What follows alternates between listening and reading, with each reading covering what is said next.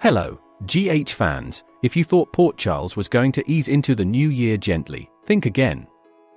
This week, we've got Drew plotting a dangerous lie, Willow skating way too close to the edge, Portia scrambling to save both her career and her family, castle chaos brewing at Windermere, and a very emotional tribute to Anthony Geary and Luke Spencer.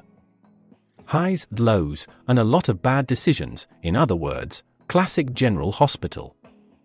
Let's start with Drew, because he is not handling things well. He's still furious with Alexis for botching the case and now facing extortion charges. In his anger, he decided to punish her by cutting off her access to Scout over the holidays, which, as you can imagine, does not sit well with Willow. She'll push back on that call, and if she pushes too hard, she could end up poking the bear at exactly the wrong time. On top of that, Willow reaches out to Harrison Chase, who's just been suspended from the PCPD. She wants to offer sympathy, and she also wants to thank him for what he tried to do for her in court.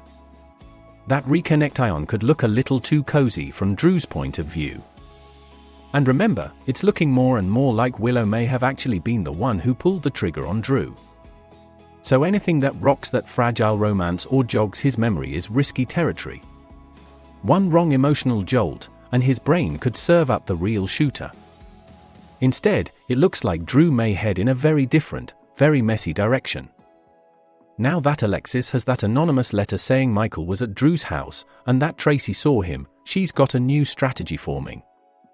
Drew may decide to remember Michael as the shooter, even if that's a total lie.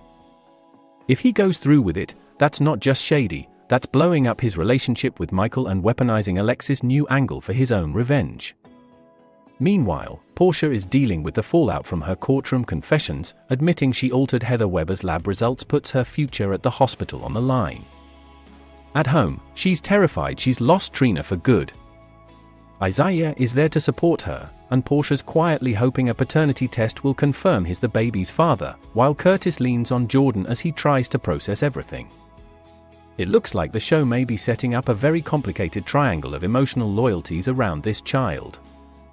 Over on Spoon Island, there's Windermere fallout on the way after Jen Sidwell's swanky party, and Anna is still being held captive. But this is Anna Devane, she's not going to sit quietly in chains.